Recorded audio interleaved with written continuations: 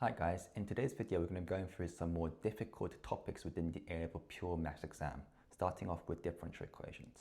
Now this topic specific is quite difficult for most students because there's actually a lot of different techniques that you need to involve, the main one being integration.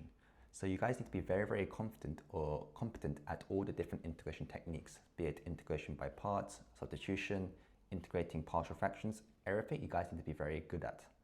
Now, when you're actually solving these differential equations, there's actually only four main parts that they will ask you about. Part A is normally going to be a show that question. So they'll show you a differential equation and you have to make it. Part B will then be solving that differential equation using these different integration techniques we talked about earlier. Part C will then be substituting certain values and finding certain other values using the equation you found in Part B. And if there is a Part D, it's going to be asking you some limitations, or what happens when t gets a long time, or what happens when the model, is it a successful model or not a successful model? Now, I've created 8 questions here, which closely resemble some of the more difficult differential equation questions that will come up. So hopefully we can go through each one and I'll show you some tips and tricks that will hopefully make your lives a bit easier. Okay, so the first type of question that we'll be looking at is involving shapes or 3D shapes. They really like to use cuboids or cones or spheres and you implement them into our differential equation. So looking at this question here, it says a tank in the shape of a cuboid is being filled with water. The base of the tank measures 20 meters by 10 meters and the height is 5 meters. So whenever you do encounter these types of questions, it's always good to try and sketch out the certain shape. In this case, it's a cuboid and add in the dimensions. So we're told that it's a 20 meters by 10 meter base with a height of 5 meters. Now continuing on, it says, at time t meters after the water started flowing into the tank, the height of the water is h meters and the volume is v meters cubed. So the height is going to be some h meters like so. They've given us more information. The rate of change in the volume is multiplied by here. So they've given us our dv by dt term here, which is 200 minus h. And in part A, it says show that 200 dh by dt is this. So whenever you try and do this first, is try and identify what we're trying to get. In this case here, we're trying to get dH by dt. This, now we can create a connected rate of change equation. So we know a dV by dt. So how do we get that to dH by dt? Well, we can multiply, if you just consider them as fractions, dH by dV. So we know this one, all we need to do is find this term here. Now, the way we go and find this term is try and form an equation of h in terms of v.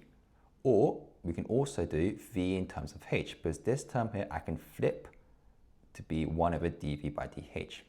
Well, v in terms of h is just a volume equation, and it being a cuboid, v is going to be the base 10 times 20 times the height h, so 200h. To get dv by dh, simply differentiate that, which will leave us with 200. So now we've got all these terms, we can now simply plug it in to this initial equation here. So dH by dt is going to be equal to dV by dt, which is this term 200 minus h, multiplied by dH by dV, which is 1 over dV by dH, which is 1 over 200. And now it's just a matter of moving this up to here to get what they are asking for in part A. In part B, it says solve the differential equation given that the tank is initially empty to find t in terms of h. So this is where it gets a bit more tricky in most cases because you're going to have to understand what integration technique you need to be using. So starting off with our differential equation, that was going to be 200 dh by dt is equal to 200 minus h. First things first, we need to move all the variables to the correct side. When doing this, you should never ever plus or minus. It's always going to be multiplying or dividing. So the h's need to come to the left-hand side, so we should divide the whole right-hand side to the left-hand side. So we get 200 multiplied by 1 over 200 minus h, dh, and we'll have just dt on the right-hand side, which we can now just integrate both sides. So here, it involves understanding what integration technique you need.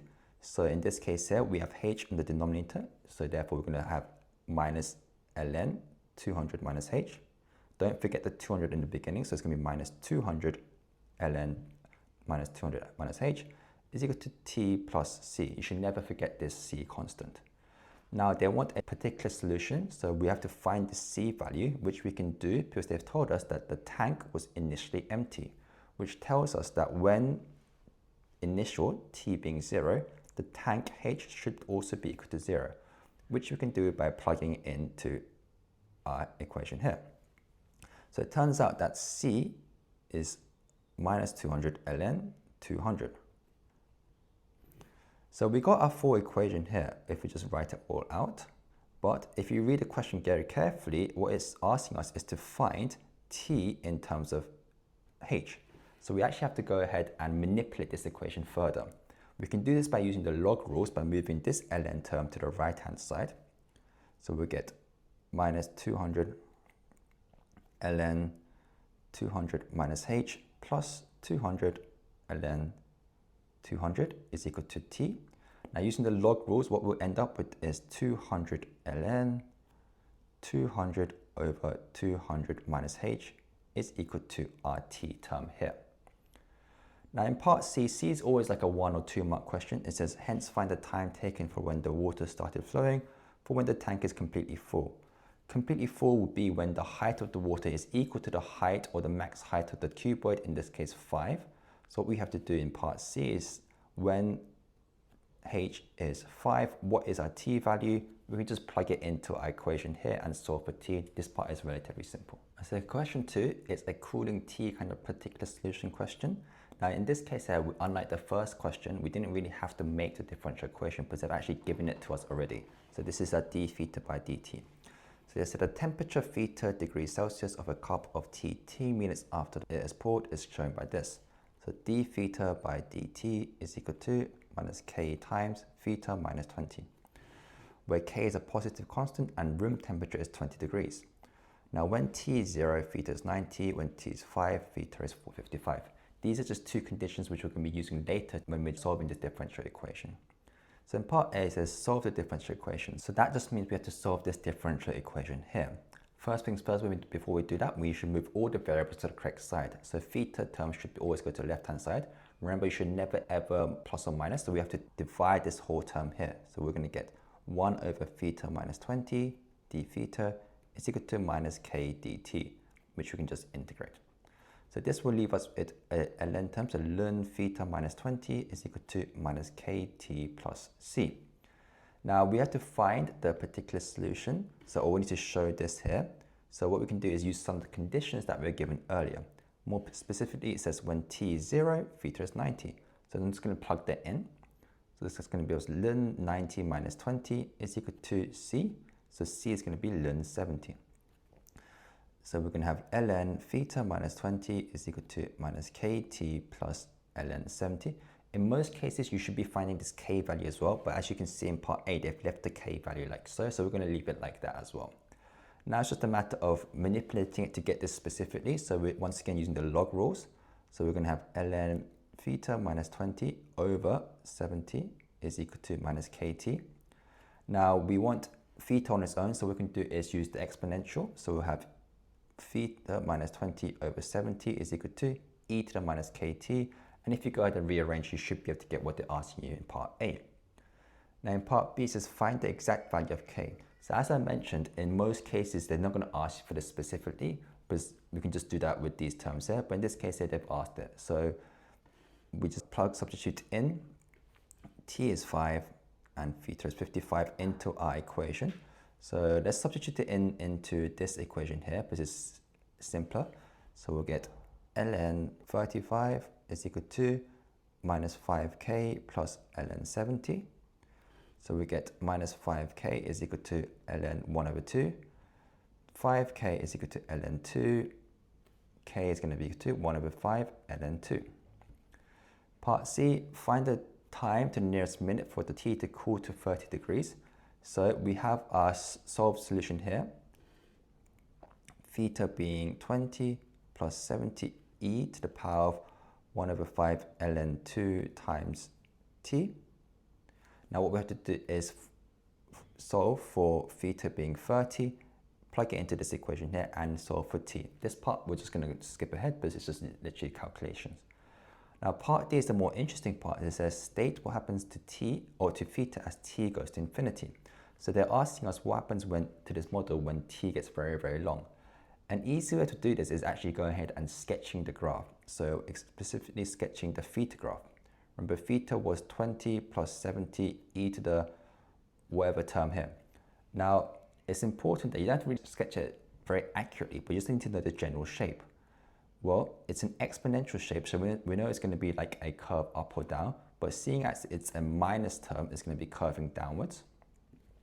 It's also multiplied by 70, so the y-axis has been multiplied by 70, and it's all been moved up by 20. So it's going to look something like this, where this term here will be 90, and there will be a natural horizontal asymptote at theta is 20. So this is a theta by t graph, and as you can see, as t goes big or to infinity, this theta will cool to 20 degrees, which happens to be the room temperature. So what you can say is that as t gets to infinity, it will cool to be around room temperature. So skipping ahead to question number 5, this is a more different type of question because they're actually just giving us some descriptions, but they actually haven't given us any values. So what we have to do is deduce from this description what we need. Now there's a couple of keywords that you guys should be looking out for. So it says a hot air balloon is inflated so that the rate of increase of its volume at time t seconds is inversely proportional to the square of its volume. Now this is very, very important because the first term I want you guys to remember is the word rate. The moment you see the word rate in the question, you should automatically be thinking something over dt. That's the first thing you should understand. Now all we need to do is find that something. So what have they said specifically? They said that the rate of increase of the volume, so that means it's going to be our dv term. So dv over dt. So this is the first part. Another important part is is the rate going to be increasing or decreasing? If it's increasing, it's going to be a positive value. If it's decreasing, you should change it to a negative value. In this case here, it's increasing, so it's going to be plus dv by dt. So what we have first is dv by dt. Now if we were to continue reading the question, it says it's inversely proportional. So inversely means 1 over. If it's directly proportional, it's just that term here. But in this case, this is inversely proportional to the square of its volume. So that means it's inversely proportional to v squared. Don't get it confused with the square root of its volume, because that's going to be root v. In this case, it's the square of its volume. So first things first, this is what we can get from the information. It's very important to understand what words would relate to or equate to certain terms in mathematics terms. Now, in part A, it says write down the differential equation, which we've already done here.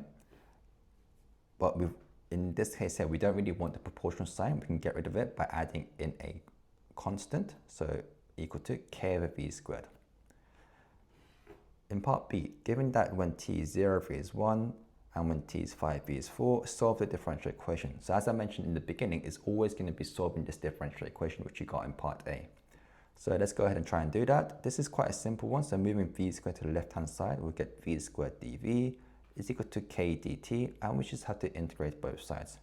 So v cubed over 3 is equal to kt plus c. Here we have two unknown terms. We have this k value here and with the c value here. But luckily, we're given two conditions here and here. So we plug both of these in and to get each term one by one. I'm not actually going to do this because this question is relatively simple. I just wanted to explain how to initially get this part A, how to get the relevant information from the question that we are given. So for question number 6, this is a more difficult type of question because we actually have something coming in and something actually going out or so. So we call it a rate in, rate out type of question. So first, reading the question, we have a tank which contains 1,000 liters of pure water. A salt solution of concentration 0.1 kilograms per liter flows into the tank at a rate of 10 liters per minute, and the well-stirred mixture flows out at the same rate. Let x kilograms be the mass of the salt in the tank at time t minutes. Show this here. So they're asking us to show dx by dt. So basically the rate at which the mass of the salt solution is leaving or changing, in fact. So first things first, what we have to understand is there's something actually flowing into the tank. So we need to find the rate of that first. What is flowing in, the salt solution is flowing in at a concentration of 0.1 kilograms per liter. And that's at a rate of 10 liters. So what we can do every minute is multiply it by 10 to give us 1 kilogram per minute. That's what's flowing in, the amount of salt that's flowing in. They've said it's well stirred and it flows out at the same rate. So that means that flow in should equal to flow out. So what we need to do is understand how much concentration of salt is within the tank at that point. Well, it says it's 1,000 liters and it's X kilograms of salt. So that's going to be X over 1,000. This is the concentration of salt in it. And it's flowing out at the same rate. So that's times 10. That's going to give us X over 100 kilograms per minute. So this is what's flowing out. This is what's flowing in. So our dx by dt term is going to be, flowing in is always going to be positive, but it's increasing the rate. So 1 minus, because it's flowing out, decreasing the rate, x over 100. This is how we get our differential equation here.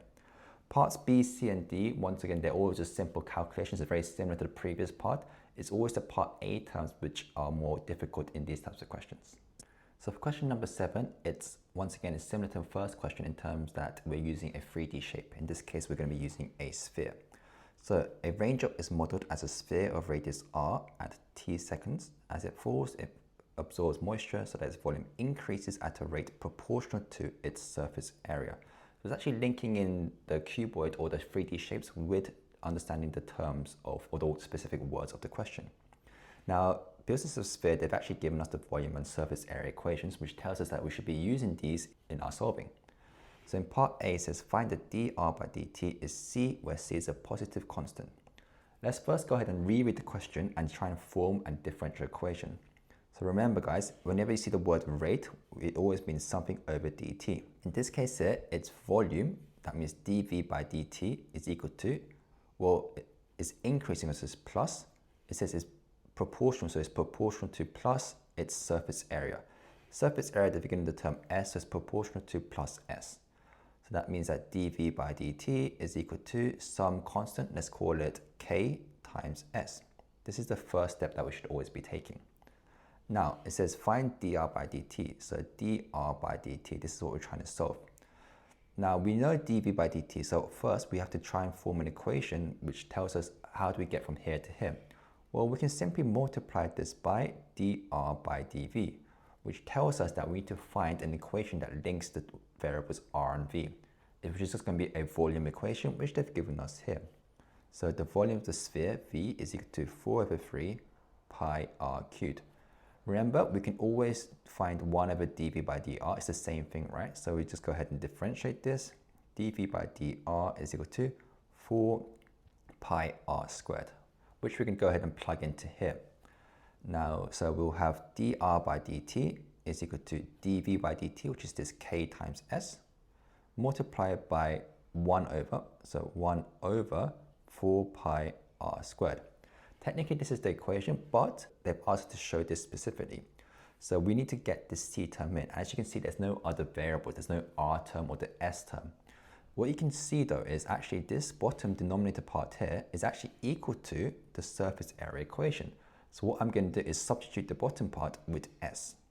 So dr by dt is equal to ks times 1 over s. As you can see, these s's will cancel out to leave us with our differential equation that they want us to show.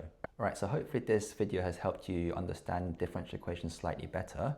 As I said, it's very simple in terms of that the steps that you need to be taking. The difficult part is understanding what integration technique you need to be using and also understanding how to form the initial differential equation in part A. Now, I'll be posting more videos of this type for other more difficult topics in pure maths and also applied maths. So if there's any other topics that you guys want to go through, just let me know and I'll try and produce those videos as quick as possible. If you guys want some more extra revision materials, I'll be posting these slides with these questions and extra questions that I've already made on our website. So you can go ahead and check them out over there.